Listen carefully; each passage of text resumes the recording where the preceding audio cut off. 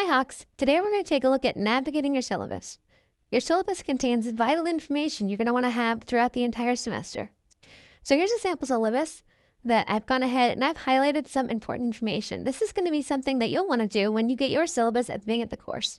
I highly recommend that you print it out and highlight things that you find particularly useful. Now, granted, all the information in your syllabus is important, but you may find some specific things that you'll want to keep in mind. So let me go through and show you what I've done on this sample syllabus here. Now your syllabus is going to look a little bit different. That's because each class requires different information to be present. And also this is just a sample syllabus. There aren't any instructors named Tony the Hawk, as far as I know, at YCCC, at least not right now, but we'll take a look at this example anyways, because they're all set up pretty similar. On the front page, you're going to see the name of the course, the location, and the time, if applicable. You will see your instructor's name and their contact information, and you'll see that I've highlighted those two pieces of information because contacting your instructor, staying in touch with them throughout the semester is going to be extremely important. Whether you have questions about the course or if you are running late on assignments or whatever else it is, you're going to want to stay in touch with them. They're there to help you and they want you to stay in touch. That's probably one of the reasons why their information is right there on the front page. So I've highlighted that. And I suggest you do that as well. So your syllabus will include things like course description, course objectives, any required materials. So you'll see I've highlighted something here for this example course, this example math course. This says you can't use just a phone or tablet. So you need to make sure you have access, regular access to a computer. And it also mentions Microsoft Office, which is free to YCCC students. We have really important information here about late work, so your instructor may include their policies about late work in the syllabus. It looks like for this example class, late work is not accepted for certain things. There are no extensions for two types of assignments, so that's important to know. Late work is only accepted for homework, tests, and quizzes. For homework, you lose 1% each day, and for tests and quizzes, you lose 2% each day. So ideally, nothing will be late and everything will be done on time, but stuff does happen.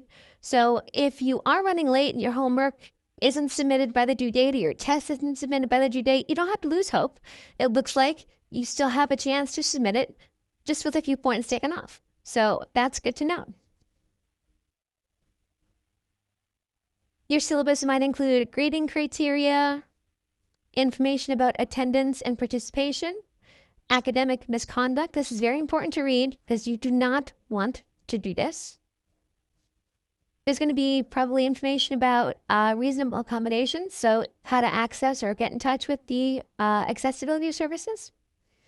And then there's academic support. That's us, the Student Success Commons. So you can see here I've highlighted the SSC's website. Please, please, please, please, please bookmark this. The SSC's website has literally hundreds of free resources from videos to downloadable notes, contact information. It's got so much stuff that we've been building up over the years for students to help them get through math, science, writing, time management, online learning, all that stuff. You can also find us on Facebook, YouTube, and Instagram, where we post announcements, videos, and other helpful tips and tricks for getting through college. So that's been highlighted.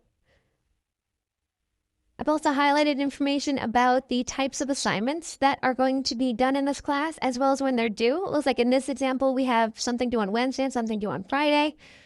Just as a tip, the due date is not the do it date. You want to make sure that you get things done as early as possible to account for life happening and stuff getting in the way, especially if it's an assignment that won't be accepted late. Usually if the instructor says no late submissions, they mean no late submissions. So try to get your work done earlier, not on the day it's due.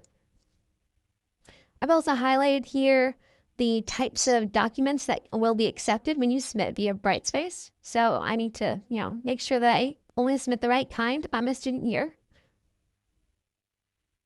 I've highlighted types of homework you'll be assigned, information about the quizzes and how many attempts you have.